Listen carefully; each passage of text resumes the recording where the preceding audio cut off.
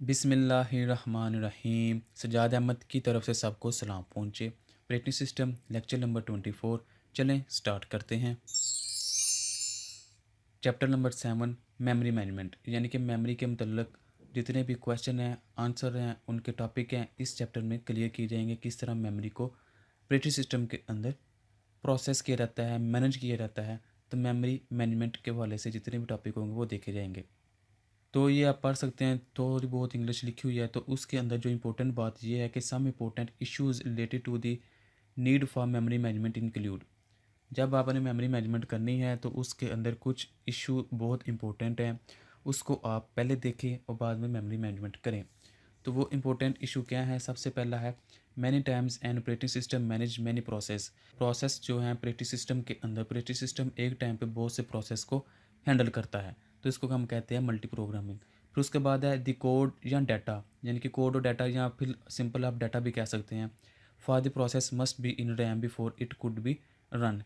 कोई भी प्रोसेस या डाटा या कोड हमने रन करना है तो वो प्रोसेस या वो डाटा हमेशा रैम के अंदर लोड होना चाहिए। फिर उसके बाद है processes must not be able to access the code या data of the other process.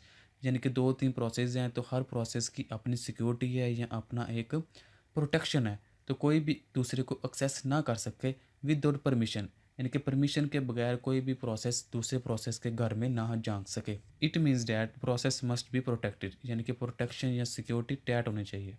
Processes must be able to access and share the code. तो अगर हम उनको एक्सेस दे दें तो वो फिर क्या करें? शेयरिंग कर सके, एक्सेस कर सके एक दूसरे को डाटा को। If the process has permission, यानी कि परमिशन दे दी जाए तो फिर वो एक दूसरे से मिल मुल सकते हैं। There is usually not enough RAM to hold the code या data for all the currently running process in RAM. तो नॉर्मली डाटा को प्रोसेस करने के लिए रैम के अंदर इतनी स्पेस नहीं होती। ये बात भी आपने अपने ज़हन में रखनी है। The memory management modules is the part of the operating system that must solve the above issue। तो ये जो इशू या बातें बताई गई हैं, इन सब को मद्देनज़र रखते हुए जो मेमोरी मैनेजमेंट मॉड्यूल है इन इशू को देखता है। In other words memory management is about the sharing memory so that the large number of process can run in the most efficient way. तो सिंपल अंदाज में आप मेमोरी मैनेजमेंट को ये समझ सकते हैं कि जिसके अंदर ज़्यादा हैवी प्रोसेसेस आ जाते हैं लेकिन जगह कम है, तो इस कम जगह में हमने ज़्यादा लोगों को हैंडल करना है, ज़्यादा प्रोसेसेस को हैंडल करना है। तो इस तरह हम थोड़ी सी जगह को ज़्यादा लोगों के लिए मैनेज करें तो इसको हम कहेंगे कि मेमोरी मैनेजमेंट है। बेसिक रिक्वायरमेंट्स, अगर एनी मैकेनिज्म या policy associated with the memory management should satisfy different requirement as follow.